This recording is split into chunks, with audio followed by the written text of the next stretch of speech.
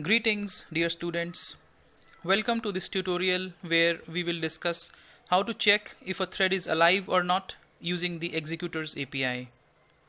Wait, what did I say? Checking if a thread is alive?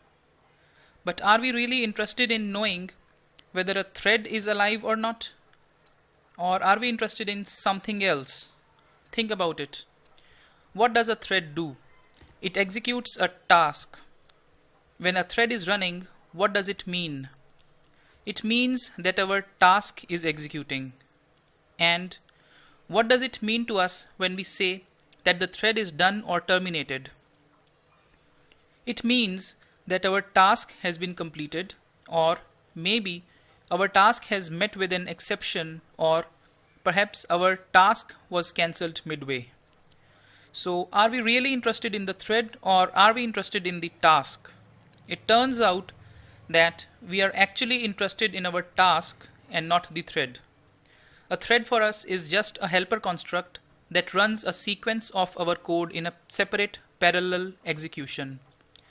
A thread is a generic piece of functionality provided out of the box by the JVM, whereas it is our tasks that actually carry the business logic of the application. Secondly, as discussed in the previous tutorial, a thread in an executor is used to execute multiple tasks and is not normally terminated after executing just a single task. So it makes more sense if we actually care about our task rather than the thread. The creators of Java have put this sensibility in the Executors framework. Executors provide the functionality for checking if a task has been completed or not in the future interface, which we are already familiar with.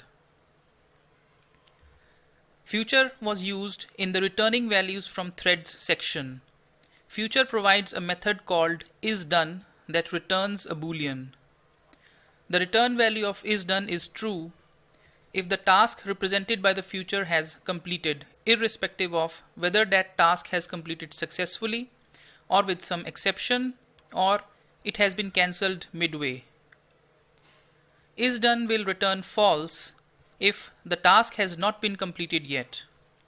This means that the task execution might not even have started yet, or it has been started but is still executing. With that, we have completed the theoretical part. Now let us create and run an example. I have here a bare bones class called Executor Threads Alive Check that is going to be our main class. Now we already know that when we use the submit method of executor service to run our tasks, it returns an instance of future. So I am going to submit two tasks to an executor service. One will be a runnable and the other a callable. Specifically, I am going to use loop task C as my runnable and calculation task A as the callable. Coding the class now.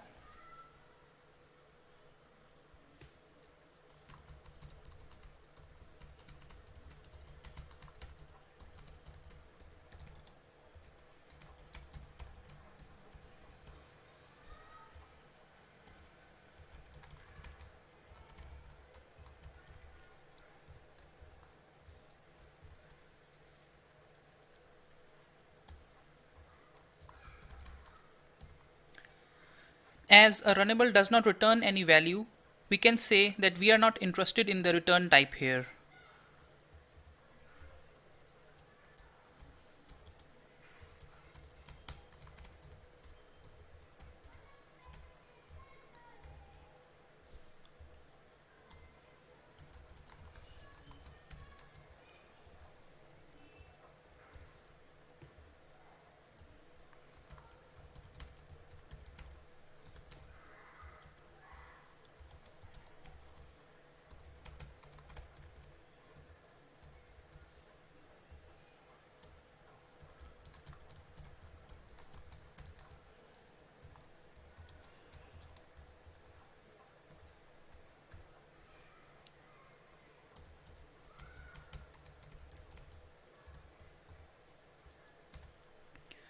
Now let us check in a loop for tasks completion a few times, and after that we are going to retrieve the computation results from the tasks.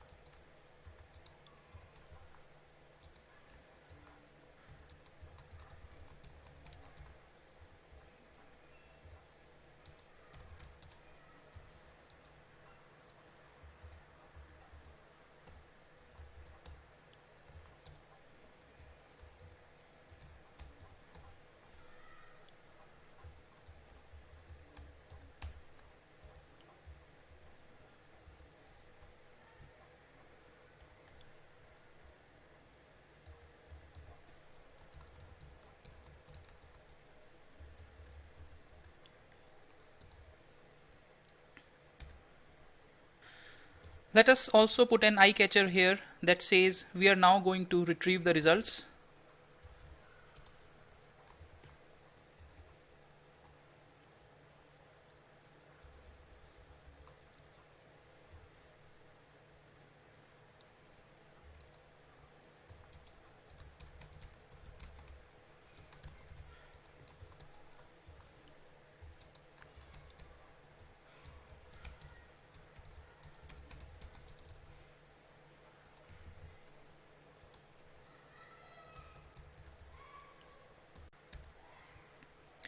Retrieving the results now.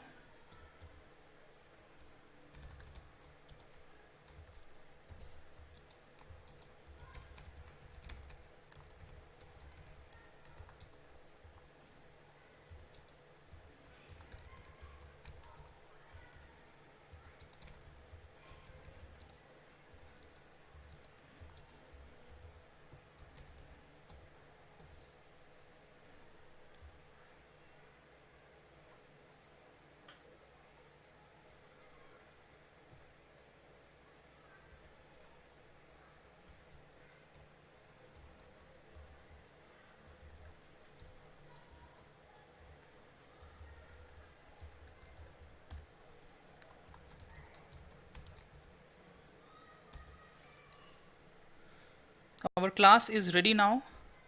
Notice that in the loop we are not waiting till both the tasks have finished. We are just looping 5 times with some delay in each iteration. So by the time this loop ends, only one task may finish, or both, or even none. Let us run this class now.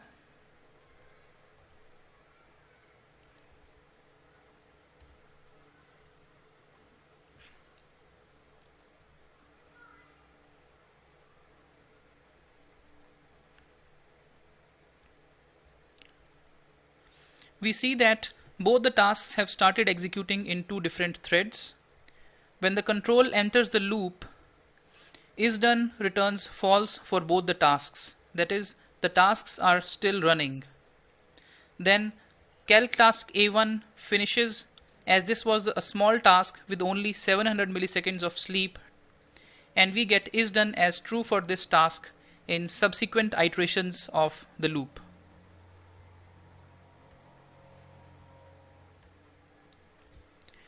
When this loop ends, loop task C1 is still not done and is executing.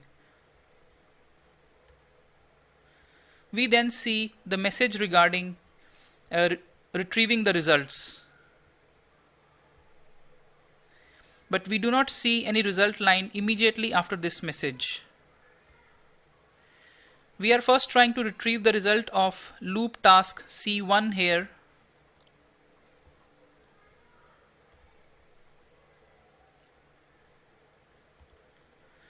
But it is still executing at this point. So the get method blocks here till the task is done. Once the loop task C1 finishes, its result is displayed, which is obviously null as it is a runnable. After that, the result of calc task A1 is displayed, which is 7. Now, by the way, we can also use future task class here instead of future. Future task is a concrete implementation of the future interface. It provides some additional functionality as well compared to the future, but that is not useful in our current example. Nevertheless, let us see it in action here too. Now, future task usage is slightly different as compared to future. Future task implements the runnable interface too. So, instances of future task can be directly submitted to the executor service. The constructor of future task can accept callables as well as runnables. Let us create some tasks using future task.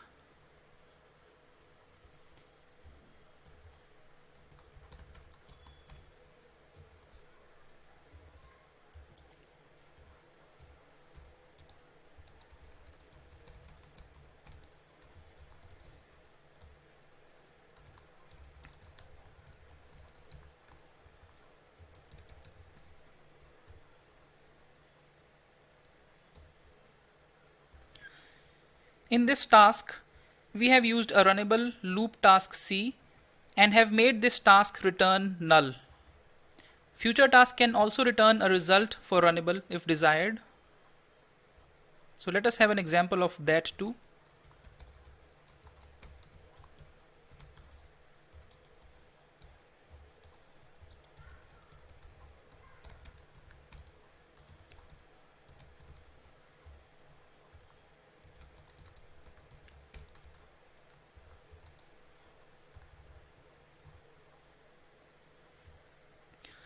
Here in the second future task, we are returning an integer as a result of runnable.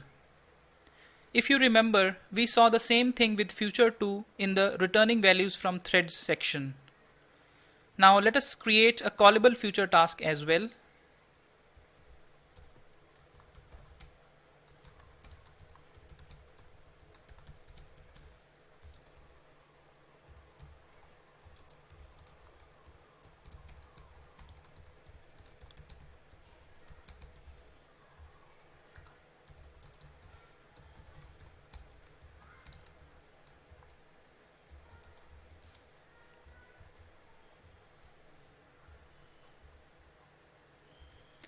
Let us submit these future tasks to the executor service now.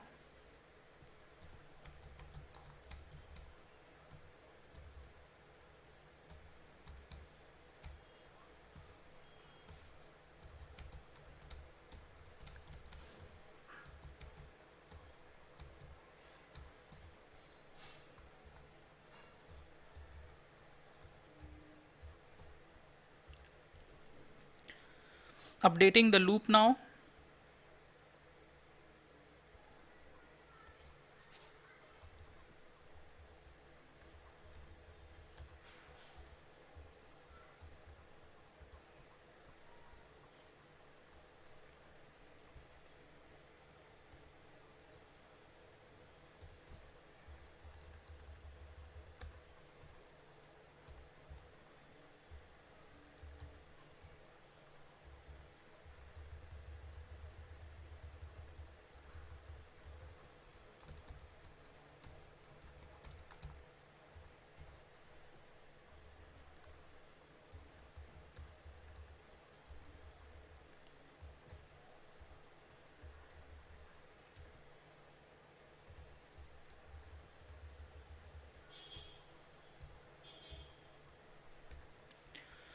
Now adding statements for retrieving the results from future tasks.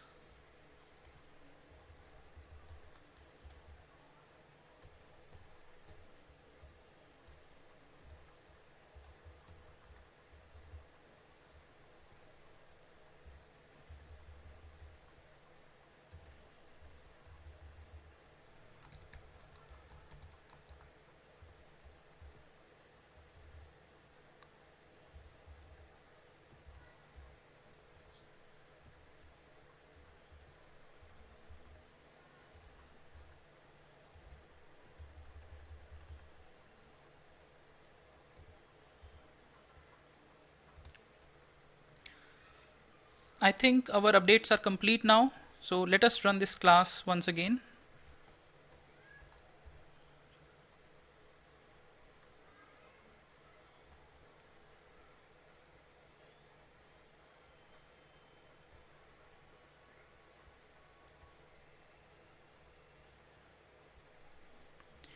We see that all the 5 tasks started in their own individual threads. Calc task A2 finishes first, and we start getting is done as true for it. After that, calc task A1 finishes, and its is done also starts coming as true. The loop tasks continue to run in the meanwhile and are still executing when the loop is exited, and the statement regarding retrieving the results is printed. As we are first retrieving the result for loop task C and it has not finished yet, we do not see the result line immediately after it. Rather, only after loop task C1 finishes do the result lines start appearing.